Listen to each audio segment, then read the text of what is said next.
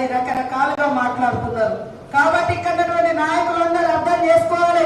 తప్పుడు ప్రచారాలు చేసే వాళ్ళను ఖచ్చితంగా ఇంతకుముందు అశోక్ ఎట్లయితే చెప్పిండో అది ఖచ్చితంగా మన కార్యకర్తలు కూడా ఎక్కడికక్కడ ఉండి వాళ్ళ మెడలు వంచాల్సిన అవసరం ఉంది.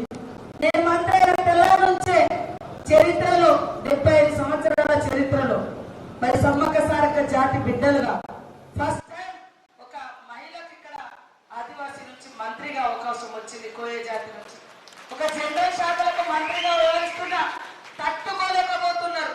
వాళ్ళ దురహంకారం తట్టుకోలేక ఇష్టానుసారంగా మాట్లాడుతున్నారు. నిజంగా చాలా బాధపడుతున్నాం.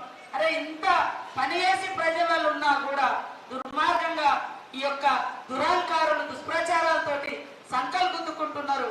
కాబట్టి ప్రజలు కార్యకర్తలు అలాంటి వాటిని ఎక్కడికక్కడ తిప్పికొట్టాల్సిన అవసరం ఉందని కూడా ఈ సందర్భంగా తెలియజేస్తా ఉన్నాను.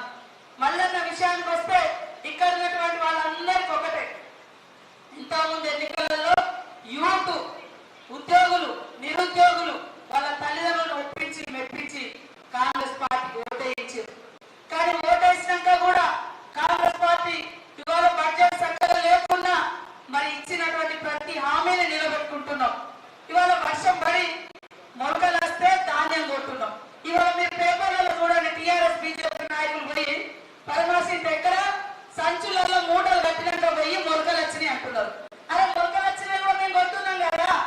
వాళ్ళు సంచులు కట్టినంటేనే అమ్ముకోవడానికి రెడీగా పెట్టినటువంటి ధాన్యాన్ని ఆల్రెడీ కొంటనే ఉన్నారు. ఒకే రోజు అందరి కొనగలుగుతామా? కానీ వీళ్ళ ప్రభుత్వంలో కొనలేక ఇవాళ మరి కుప్పల మీద పడి చనిపోయినటువంటి చరిత్ర. ఈరోజు రాష్ట్రంలో ప్రతి చోట ప్రతి ఒక్కరు సన్న బియ్యం అడుగుతున్నారు. సన్న బియ్యాన్ని కూడా ప్రోత్సహించాలని మొదటి విడతగా సన్న బియ్యాన్ని ప్రోత్సహించడం కోసం బోనస్ ప్రకటించాం. మనం దొడ్డు బియ్యం ఎక్కడ అద్దలే, వాళ్ళ లెక్క వరేస్తే ఊరియాలు ఎక్కడ అల్లే.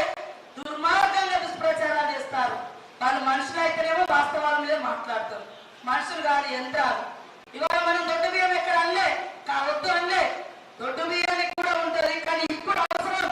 ఇవాళ అంగన్వాడీ సెంటర్లలో కానీ మరి హాస్టల్లో కానీ రేషన్ కార్డు మీద కానీ ప్రతి ఒక్కరు సన్న బియ్యం. మన ఊళ్ళలో పోతే చూస్తేనేమో బియ్యం సన్నగా కనబడుతున్నాయి. వాటితో ఎట్లున్నాయి? ముతక ఉన్నాయి ఈ టీఆర్ఎస్ పాలనలో. అందుకనే రేవంత్ రెడ్డి గారు ఆలోచించి సన్న బియ్యాన్ని కూడా పండించాలి, ప్రోత్సహించడం కోసం ఫస్ట్ మన గ్యారంటీలో వాళ్ళకు వర్తింపజేద్దామని మాట్లాడితే దాన్ని కూడా ఏదో డ్రామా చేసే ప్రయత్నం చేశారు. కానీ రైతులకు అర్థమైంది, సన్న బియ్యమైనా దొడ్డు బియ్యమైనా ప్రభుత్వం కొంటది. కానీ ప్రోత్సహించడం కోసం ప్రోత్సహించి మరి అవసరం ఉంది కాబట్టి ఫస్ట్ మన గ్యారంటీని దానికి వర్తింపజేయడం జరుగుతుంది. దీన్ని మాట్లాడితే కూడా ఇవాళ తప్పుడు ప్రచారాలు చేస్తా ఉన్నారు. ఇక్కడ ఈ రోజు మనందరికీ మల్లన్న గొంతుక, ప్రతిపక్షంలో ఉన్నా అధికార పక్షంలో ఉన్నా గొంతులు ఎక్కడికి పోవు. ఎక్కడ సమస్య ఉంటే అక్కడ నిలబడతాడు.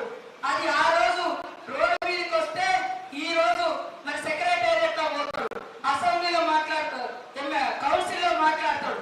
ఖచ్చితంగా ఈ బాధ ఉందని చెప్పగలిగేటువంటి సబ్జెక్టు నాలెడ్జ్ శక్తి మరి నిరంతరం ప్రజల మధ్య ఉన్నటువంటి వ్యక్తి, పాదయాత్ర చేసినటువంటి వ్యక్తి మరి ఈరోజు మల్లన్న గారు. ఇవాళ నిన్నటి దాకా ఆయన బీజేపీలో ఉండే, మీరు తీసుకొచ్చి ఆయన గొప్పదని మాట్లాడారు.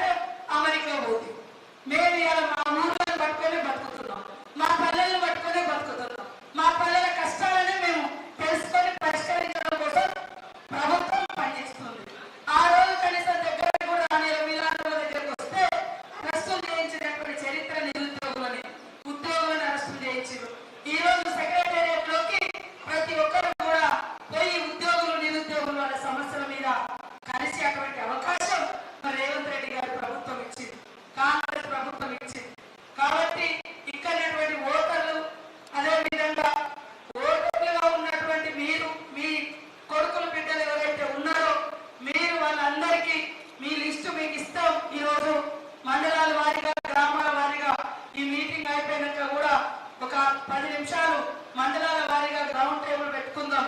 మల్లన్న గారు వెళ్ళినాక తర్వాత ఎవరెవరు ఎక్కడెక్కడ అనేది గుర్తు పెట్టుకొని వాళ్ళకు ఒప్పించి రేపు ఈ రోజు ఏ పని కావాలన్నా ఊళ్ళలో పనులు కావాలన్నా ఉద్యోగాలు కావాలన్నా ఉద్యోగులకు ఈ 5-6 ఏళ్లలో 10 ఏళ్లలో కాంగ్రెస్ ఉన్నప్పుడు నెల తిరగక ముందు జీతం వచ్చేటప్పుడు మళ్ళా ఫస్ట్ తారీఖు కాంగ్రెస్ వచ్చిన తర్వాత 10 ఏళ్ల కింద కాంగ్రెస్ ఉన్నప్పుడు ఫస్ట్ తారీఖే జీతం పడేది. ఈ 10 ఏళ్ళు కేసీఆర్ మర్చిపోయింది. మళ్ళా ఇన్నాళ్ళ కాంగ్రెస్ వచ్చిన తర్వాత మళ్ళా ఇప్పుడు ఫస్ట్ తారీఖు జీతాలు వేస్తున్నాం. మరి వచ్చి రాగానే 34,000 ఉద్యోగాలు అంగన్వాడీలను కూడా ప్రమోట్ చేసినాం. ఇంకా 9,000 అంగన్వాడీ ఉద్యోగాలు ఉన్నాయి. అవి వస్తాయి. జాబ్ క్యాలెండర్ కూడా వస్తుంది. పిల్లలకు చెప్పండి, ఈ రోజు కాంగ్రెస్ ఇచ్చిన మాట ప్రకారం ప్రతిది కూడా అమలు చేస్తా అంటే బీఆర్ఎస్ నాయకులకు బెంబేలెత్తిపోయి నిద్ర పట్టక అధికారంలో అయిందనేటువంటి అసహనంతో అమాకులు పేవాకులు వేస్తున్నారు. కొంతమంది వంగమానిగాలను పెట్టుకొని మరి కొంతమంది వాగుడుకాయలను పెట్టుకొని ఏముండదన్న పుట్టినే మరి ఒక సబ్జెక్ట్ అని ఉందా లేక ఆయన లెక్క ఏమన్నా ఓ 10 మందికి సహాయం చేసిరా, సర్వీస్ చేసిరా, హెల్ప్ చేసిరా, ఏమీ లేదు. కుదరగొట్టడమే వాళ్ళ పని. అలాంటి వాళ్ళు ఖచ్చితంగా తప్పుడు మాటలు మాట్లాడేటోళ్ళు ప్రజల ఆగ్రహానికి గురికాక తప్పదు. కాబట్టి ఇక్కడ నాయకులందరూ కూడా దయచేసి ఓటర్ లిస్టు తీసుకొని మరి మీ ఊర్లలో ఉన్నటువంటి ఓటర్లు ఎవరైతే ఉన్నారో వారందరితో ఈ రోజు నుంచే ఫోన్లలో మాట్లాడి తప్పకుండా వచ్చి వాళ్ళ బూత్ ఎక్కడుందో ఆ బూత్ను కూడా మీకు ఇవ్వడం జరుగుతుంది. ఆ ప్రకారం మీరందరూ కూడా మరి రిక్వెస్ట్ చేసి దూర ప్రాంతాలలో ఉన్నారు. ఎందుకంటే ఉద్యోగాల కోసం పోయిన వాళ్ళు ఉన్నారు, చదువుకోవడం కోసం పోయిన వాళ్ళు ఉన్నారు, లేదా కోచింగ్ సెంటర్లలో ఉండేటోళ్ళు ఉన్నారు. కాబట్టి అలాంటి వాళ్ళందరినీ కూడా గుర్తుపెట్టుకొని ఈ రోజు మరి ఏది రావాలన్నా, ఉద్యోగం రావాలన్నా, ఉపాధి రావాలన్నా, అభివృద్ధి జరగాలన్నా కాంగ్రెస్ ప్రభుత్వంతో సాధ్యమవుతుంది. కాబట్టి మరి కాంగ్రెస్ పార్టీ ఈ రోజు అధికారంలో ఉంది.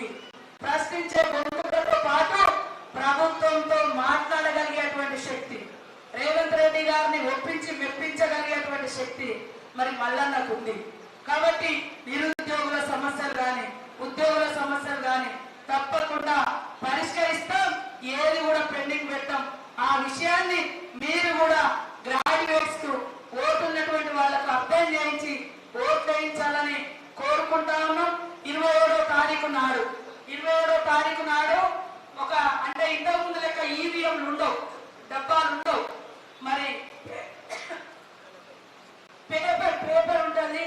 ఆ పేపర్ మీద పైనుంచి 2వ నెంబర్, పైనుంచి 2వది దానికి చక్కగా గీత పెడితే చాలు. చిన్న గీత, 1వ నెంబర్ గీత పెడితే చాలు. అంతకుముందు మనం బట్టలు వచ్చేది. ఇప్పుడు అట్లా ఉండదు. మరి డీటెయిల్ గా మల్లన్న కూడా వివరించడం జరుగుతుంది.